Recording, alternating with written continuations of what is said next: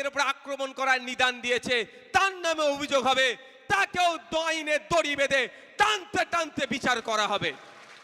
আইনের দড়ি, আমার ভুলটা যদি কেউ তুলে ধরে, সাহস থাকলে আপনি সাংবাদিকের গায়ে হাত তুলুন। কোনো ইউটিউবার হোক বা কন্টেন্ট ক্রিয়েটার হোক বা সাংবাদিক হোক, শান্তির ঘুম ঘুমোতে পারছে না। তাদের মধ্যে কদিন আগে একজন বলেছিল আমাদের নাকি ঘুম হারাম করে দেবে, কিন্তু প্রকৃত অর্থে দেখুন আর বাস্তবিক অর্থে দেখুন, অনেকে বলতে শুরু করেছে মেন্টালি ডিস্টার্ব মনে হয় শুরু হয়েছে ওর, তাই না? কখন কি কথা বলছে, কাকে কি কথা বলছে, বলতে বলতে তার দলের আসল চিত্রকে সে আবার তুলে ধরেছে।